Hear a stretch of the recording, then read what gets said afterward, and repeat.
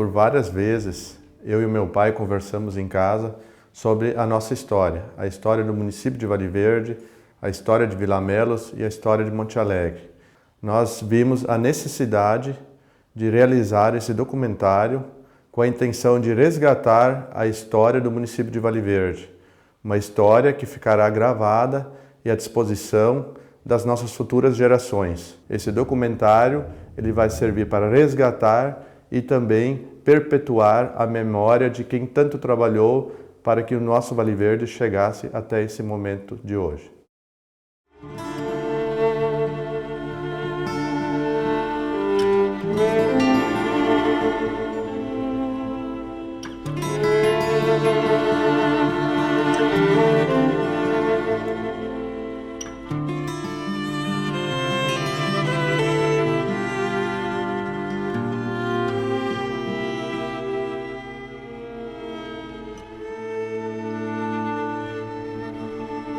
Vale Verde se emancipou em 1995, mas a história do município iniciou há mais de 250 anos. A ocupação deste território contribuiu para a definição das fronteiras do país e para a formação do povo gaúcho. A origem luso-germânica influenciou a cultura, a economia e a formação social de Vale Verde. O município jovem tem a história de quem já viveu um longo passado.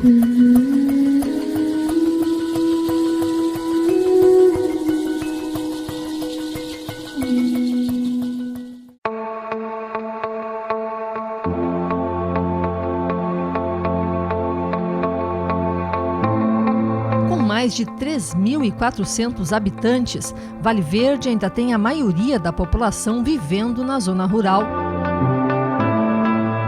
A agropecuária é a principal fonte de renda, com produção de grãos, bovinos, fumo e leite. Antes de se chamar Vale Verde, o município era conhecido por outros nomes. No final do século XIX, foi colônia dos Melos. Em meados do século XX, Vilamelos.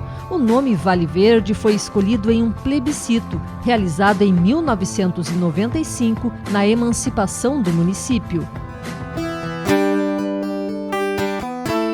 Quando se emancipou, Vale Verde pertencia à General Câmara, mas antes disso fez parte de Santo Amaro, que foi um dos primeiros povoados do Rio Grande do Sul, à margem do rio Jacuí.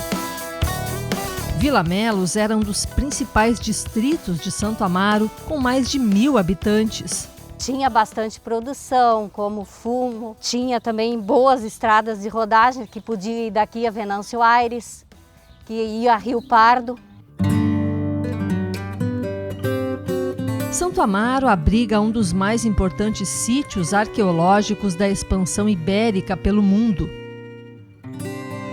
Com 14 prédios tombados pelo Instituto do Patrimônio Histórico e Artístico Nacional, a localidade conserva, na arquitetura, as memórias lusitanas do século XVIII.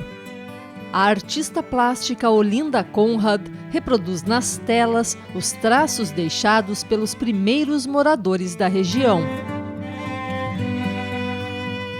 Santo Amaro representa o patrimônio histórico e cultural nacional e também mundial, mostrando a arquitetura que foi trabalhada pelos portugueses com a ajuda dos negros e dos índios, deixando aqui esse forte legado arquitetônico.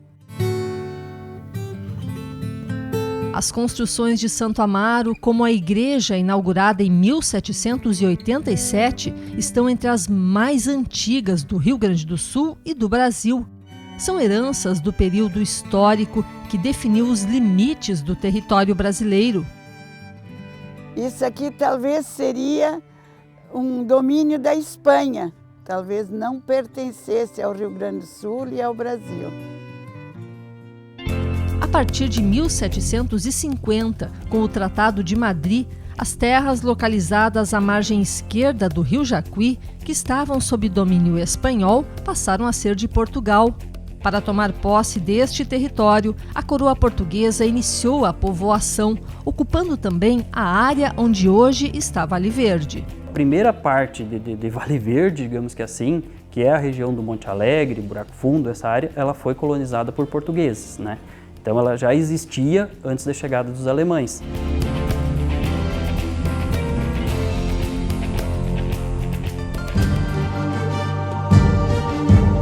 A área onde hoje está o município de Vale Verde, com 330 quilômetros quadrados, fazia parte do Rincão Guaíba, uma sesmaria doada ao paulista Lourenço Bicudo de Brito em 1754. Em 1759, a sesmaria foi vendida para Agostinho Gomes Jardim e João Alves Mourão, que passou a ser dono da parte chamada Fazenda Monte Alegre. Em 1766, a coroa portuguesa sequestrou as terras de Mourão e doou a açorianos, portugueses do arquipélago de Açores. Foram arranchados 17 casais na localidade denominada na época como Rincão Guaíba, que ficaria entre o arroio Passo das Carretas e o arroio Monte Alegre. Cerca de 16 anos depois, eles foram expulsos. Em 1802, o governo devolve a fazenda Monte Alegre, o Rincão Guaíba, para o João Alves Mourão, filho. Com o passar dos anos, a área original do Rincão Guaíba resultou em fazendas menores, que ficaram com compradores e herdeiros dos descendentes portugueses. Entre eles estava Antônio Vieira de Melo, dono de uma grande extensão de terras, onde seria fundada a Colônia dos Melos. Sei que ele veio de São Paulo, habitou ali eles chamavam Cerro da Cria, e criou a família dele ali. Depois os filhos foram se esparramando, sabe? Uns ficaram aqui, outros foram embora. Adail de Melo e Albuquerque é bisneto de Antônio Vieira de Melo. Vive na localidade conhecida como Picada do Queijo, em terras que pertenciam ao bisavô. Acho que devia ser umas 6 Marias, certo? O senhor acha que será muita terra? Mas Deus o livre. Pensa bem, daqui na divisa já a cama, lá em cima do cerro, onde dias divisa de município, lá em cima lá ele fazia divisa. Acho que nem, certo, ele andou por uma terça parte da terra dele só. Só pode. Porque eles andavam mais a cavalo. Apesar de ser dono de uma fortuna em terras, o pioneiro da família Melo levava uma vida modesta. Ele se considerava rico, mas eu acho que era um rico pobre. Né? Porque ele tinha terra, mas dinheiro e a vida era mais difícil naquele tempo. Né?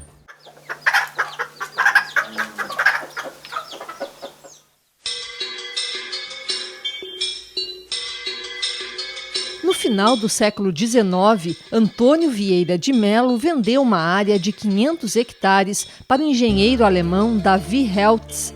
Era o início da imigração germânica no Vale Verde. Os patriarcas, o pai e a mãe, eram alemães que vieram da Alemanha, mas como já estavam um determinado tempo na região, eles já devem ter trazido a família, filhos também nascidos já aqui nessa região, que hoje nós conhecemos por Vale do Rio Pardo. Os colonos alemães chegaram em 1899. Naquele ano vieram 7 famílias. Os sobrenomes eram Helling, Hermes, Schur e Weber. O meu tataravô, Augusto Schur, ele chegou no Brasil em 1892 e naquele momento ele se instalou por um período de 2 anos lá em Alto Paredão. Depois dos 2 anos ele veio para cá adquirindo uma área de terras do Carlos Schur, que já estava estabelecido aqui. Portanto, ele foi um dos primeiros imigrantes alemães a se instalarem nessa região. E eles trabalharam inicialmente construindo a sua própria casa. Quase que todos os alemães, eles tinham uma profissão, eles sabiam fazer. Eles mostraram que eles tinham coragem, eles vieram para cá, trabalharam, não desistiram e construíram uma propriedade que nós estamos dando segmento até hoje. A minha filha, o meu filho, são a 6ª geração que já estão estabelecidos naquela propriedade.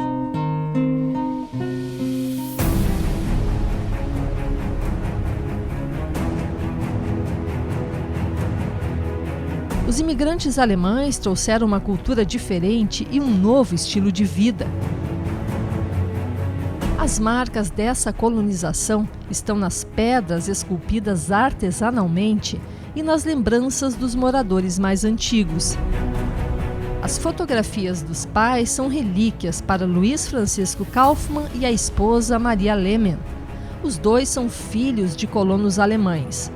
Os velhos vieram morar aqui e em 18 anos tinha 13 filhos. Eu sou o mais novo da família. Quando eles vieram para cá, dia 18 de julho de 1918, eles vieram com a mochila nas costas por cima do cerro.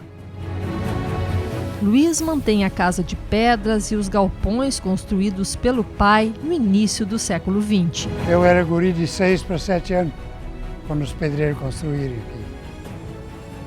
aqui. Levou 2 anos até que puderam aprontar. O casal Germano e Anita Seibert conserva os retratos dos pais como se fossem joias valiosas. Nesta casa, construída em 1918 por Emílio Seibert, avô de Germano, nasceram 11 pessoas de 3 gerações. O berço usado pelas crianças ainda está guardado, assim como as roupas e objetos deixados pelos avós. O rabecão animava festas da família e da comunidade. Todos eles eram músicos, assim, eles faziam uma festa de família, cada um tocava um instrumento. Como aqui tem um rabecão, é da casa, é da propriedade. A habilidade dos imigrantes pode ser percebida ainda hoje nas paredes de pedras erguidas há mais de um século. As casas eram construídas em mutirão, pelas famílias e pelos vizinhos. O galpão antigo que nós temos, 2 pisos, é do tempo novo. E tudo feito naquele tempo, à mão, manual. E olhando hoje os cantos assim da parede feita de pedra, a gente nota assim como eles eram, era tudo feito certinho, direitinho, assim, tudo no esquadro, né? Como é difícil achar alguém que constrói tão bem como eles construíam, né? Do avô Emílio, Germano Seibert herdou o alambique inaugurado em 1909. Com 108 anos de existência, a fábrica artesanal de cachaça é a empresa mais antiga de Vale Verde. Eu ainda mantenho isso porque eu acho é um orgulho assim, para a família manter isso aqui, porque hoje já é histórico. É muito difícil alguém chegar aos 100 anos, uma firma chegar aos 100 anos e essa aqui passou dos 100 anos. Então ainda eu consigo segurar, por enquanto ainda consigo segurar as pontas e continuar trabalhando, né? Mesmo morando em terras brasileiras, os colonos cultivavam o idioma de origem. Muitos só sabiam falar em alemão. Os mais idosos usam até hoje a língua germânica para se comunicar. A nossa conversa é misturada. Nós falamos alemão e falo brasileiro. Um pouco brasileiro. O que vem, vem, vem. Heinz Gerhard mal sabia falar português quando foi servir o exército. Eu fui servir quando tinha 19 anos e sabia umas palavras, sabia me defender. O tenente olhou para mim assim, mas escuta aí, tu é alemão ou é italiano? Digo, não, eu sou brasileiro, mas eu tinha medo de falar em alemão, porque naquele tempo sempre era meio proibido por causa das guerras, né? A língua alemã influenciou as denominações da cidade. Os colonos deram nomes germânicos para o lugar onde viviam. Antigamente era Rheingau, depois passou para a Colônia dos Melos, aí depois passou para Vila Melos, agora é Vale Verde. A parte mais elevada, onde hoje está o Alto Vilamelos, também tinha um nome alemão. Oberrheingau. Colônia de cima, né? Em alemão era Oberrheingau. Era o costume, né? Ao mesmo tempo em que se desenvolvia a comunidade germânica do Rheingau, os descendentes lusitanos predominavam nas proximidades do rio Jacuí.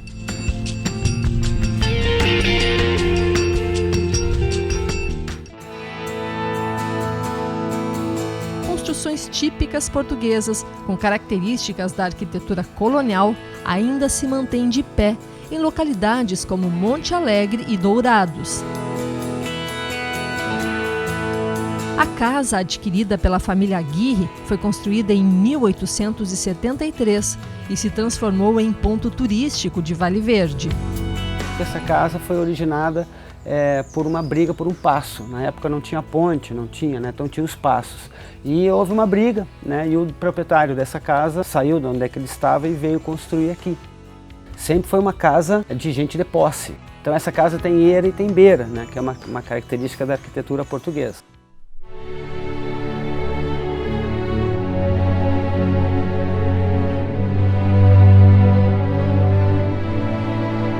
Paredes de pedra e barro, com divisórias de pau a pique, são marcos históricos da presença dos lusitanos e dos escravos em Vale Verde.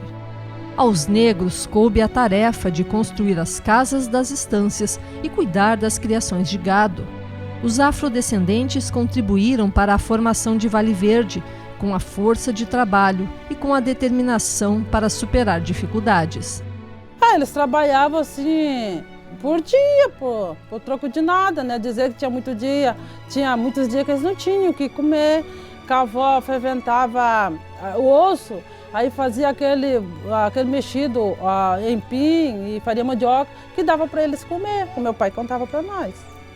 Era assim a vida. Era muito sofrida, ele disse. Tinha muitos dias que não tinham o que comer. Hoje é outra vida, né? Hoje a gente tem para botar na mesa, sempre um pedacinho de carne a gente tem. Mudou bastante a nossa vida. Esta casa da família Guaíba, em Monte Alegre, é uma das mais antigas do Rio Grande do Sul. Os proprietários guardam documentos dos anos de 1750, quando João Alves Mourão era dono da fazenda Monte Alegre. Um dos donos, que eu sei que foi dono disso aqui, teria sido um capitão da Guarda Nacional de Santo Amaro, chamado Agostinho Pereira dos Santos. Mais tarde, essa casa aqui teria passado para Antônio Pereira dos Santos e depois para Agostinho Guaíba. Esse Agostinho Guaíba seria neto do Agostinho Pereira dos Santos e também tinha o mesmo nome do avô. Dava algum problema com confusão de nomes. Como aqui ele era o Agostinho da Guaíba, ele adotou o sobrenome Guaíba, daí que surgiu esse sobrenome Guaíba. Dono de uma vasta extensão de terras e de um numeroso rebanho de gado, Agostinho Guaíba ficou conhecido pela simplicidade e pelo desapego ao dinheiro. O Agostinho, assim, a história dele, assim, tinha muita história. Ele gostava de andar remendado, de pé no chão, e as esporas ele que fazia. Minha avó sempre remendava as roupas dele. Ele não gostava de andar com roupa chique. O neto de Agostinho, Nelson Guaíba, segue a tradição do avô. Aos 80 anos se mantém ativo, cuidando do gado e das ovelhas. Hoje a propriedade é diversificada, com plantações de plátanos e oliveiras. No século passado, as terras da família abrigavam duas estações da antiga linha de trem, Dourados e Monte Alegre. A gente precisava ir a Rio Pardo, pegava o trem. 7 horas da manhã saía de Porto Alegre e ia a Santa Maria. E depois de tarde, às 5 horas da tarde, passava aqui de volta. O trem possibilitava a comunicação com as cidades maiores e o abastecimento do comércio de Vilamelos. O que não vinha pela via férrea chegava pelo rio Jacuí, no porto de Dourados. Açúcar, farinha, bolacha, sal, querosena, o que usava na Vilamelos é descarregado aqui no porto. Eu ajudei a levar muita carreta de mercadoria para Vilamelos.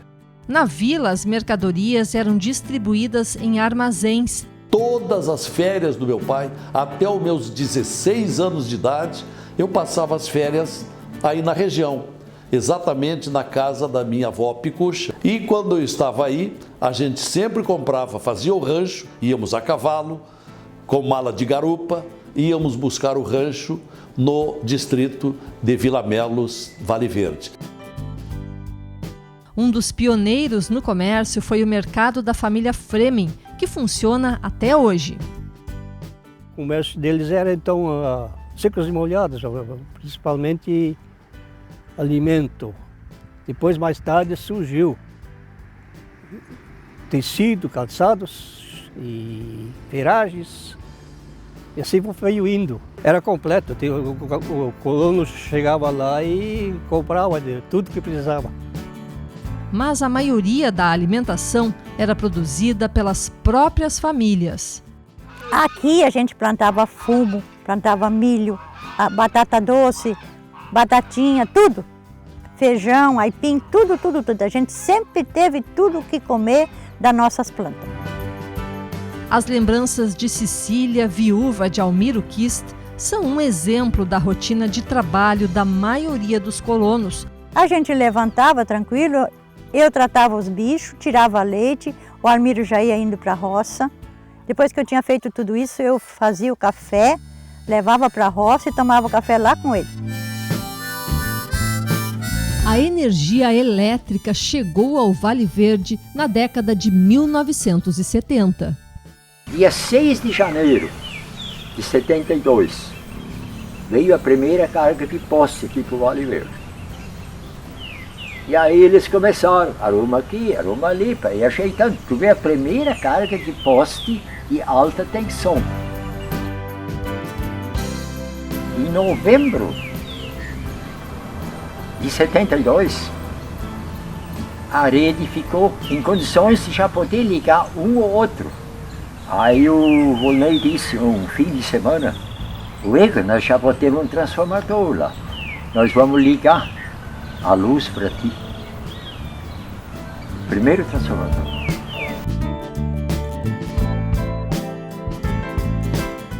O que faz parte do crescimento é a energia. É a energia.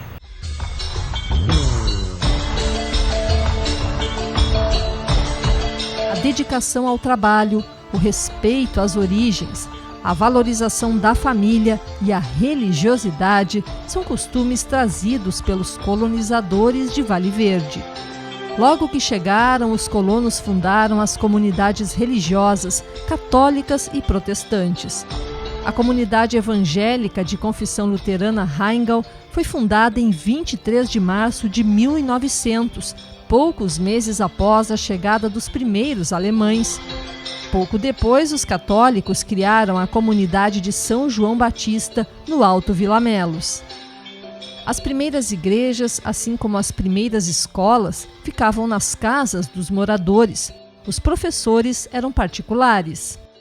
No Alto Vilamelos, a escola da comunidade católica funcionava nesta casa, construída por João Hermes, um dos primeiros imigrantes que chegaram na colônia dos Melos.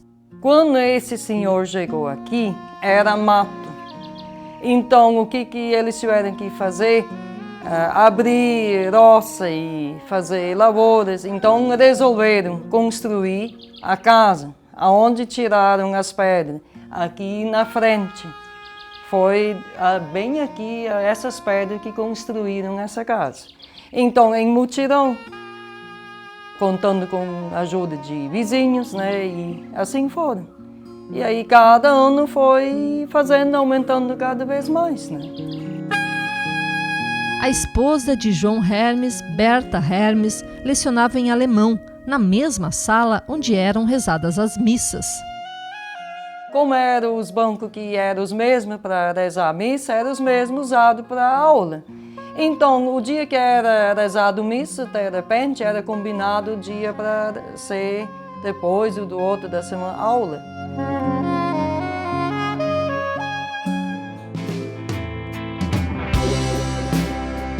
Em 1907, foi criada a Escola da Comunidade Evangélica em uma sala alugada.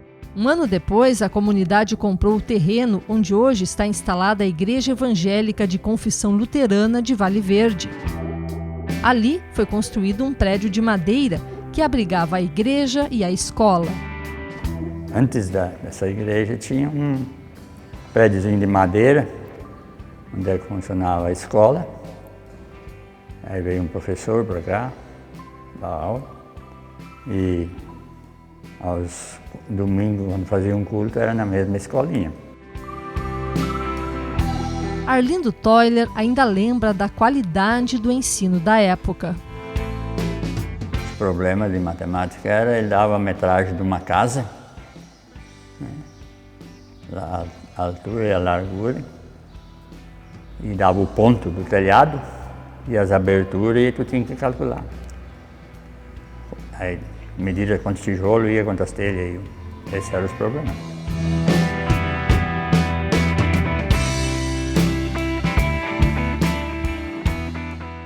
E era bom.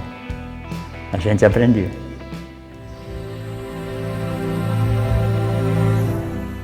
Com 92 anos de idade, Erna Dettenborn é uma das moradoras mais idosas de Vale Verde. Os pais dela, Roberto e Alma Frank, estavam entre os primeiros compradores de terras na colônia dos Melos no final dos anos 1800. O pai comprou uma colônia e meia. Depois ele vendeu a metade de uma colônia para o meu tio, Germano Stoja. Nesta terra eu nasci. 17 de fevereiro de 1925. A descendente de colonos alemães guarda as imagens dos antepassados e as memórias do início do século passado. Foram tempos difíceis, de muito trabalho e pouco conforto. A mãe, quando tinha aniversário, ela fez cuca de açúcar e cuca enrolado e pão de trigo com manteiga. Isso era uma festa para nós quando a mãe fazia um pão de trigo, porque era só pão de milho que nós comíamos em casa. Era uma festa para nós comer assim, um pão de trigo. Faltava dinheiro para comprar calçados para os filhos, mas os pais não deixavam de colocar as crianças na escola. Foi na aula descalça, não tinha nada nos pés, não tinha sapato ainda. Primeiro sapato com 7 anos eu ganhei. E não tinha nada nos pés quando a gente foi na aula. Tinha um saco de prim que a mãe costurou para mim, eu tinha em cima nas costas de prim, e outro saquinho pequeno para botar a merenda. Levei um pedaço de pão de manteiga junto. Escrevia na pedra, assim, né? Uma pedra pequena, assim, né?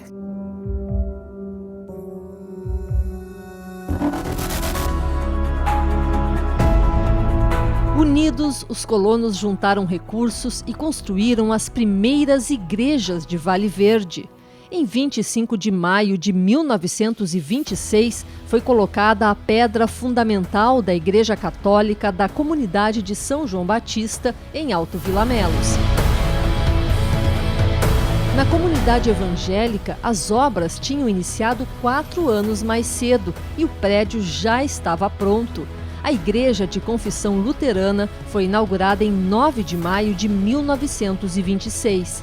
Iniciavam então as tradicionais festas de maio. Durante 2 dias, as quermesses organizadas pela comunidade reuniam familiares, vizinhos e amigos em uma típica comemoração germânica. Era um ponto de encontro, as pessoas se preparavam o ano inteiro para aquela festa, né? Guardavam dinheiro para comprar roupa nova. Isso criou uma cultura de que nós temos costumes, que nós vamos à igreja, de que nós precisamos nos organizar, que nós precisamos trabalhar para termos o dinheiro para comprar a roupa nova para a festa e que nós precisamos viver em comunidade. E nós tínhamos aqui no nosso lugar diversas associações, né? A associação de tiro, né? A associação de bolão, a associação de mulheres que jogam bolãozinho de mesa. Isso tudo era bem forte no início do século XX.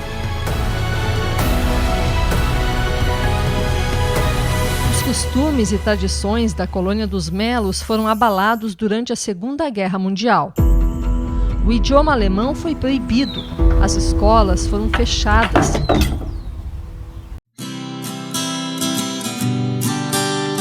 Em 1937, o governo do estado criou o Grupo Escolar Curupaiti, a primeira escola pública de Vale Verde que funciona ainda hoje. O fim da guerra foi comemorado pelos descendentes alemães. Eu me lembro que ali por 44, 45, quando terminou aquela guerra, aí o marido daquela primeira professora que eu tinha, de madrugada veio de cavalo aqui e gritou para os meus irmãos levantar e bater o sino que tinha terminado a guerra. Aí para cá começaram a falar o alemão de novo.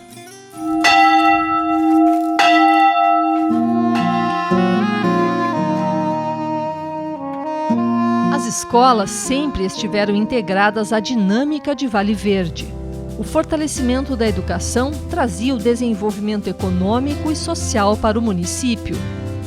Nós passamos a desenvolver de novo, eu digo, com a vinda do ensino fundamental. Em 1974 foi implantado os anos finais do ensino fundamental.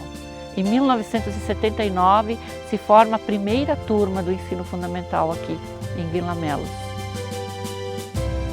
Isso foi uma satisfação, a gente recebia agradecimentos, né, por parte dos pais, né, vinham, perguntavam depois, quando caíram em si, o que podiam ajudar, né, então a escola foi andando, né. Hoje, Vale Verde conta com 4 escolas municipais e uma estadual, que atendem a 635 alunos. O aluno não caminha mais longas distâncias, como era no meu tempo. Hoje todos têm acesso à escola, todos têm transporte para a escola e todos têm a alimentação necessária na escola. A escola está mais próxima para as famílias. O acesso das novas gerações à educação, a qualificação e a estruturação do ensino são investimentos para dias melhores. Hoje, os descendentes dos pioneiros vivem o futuro que os antepassados sonharam e construíram.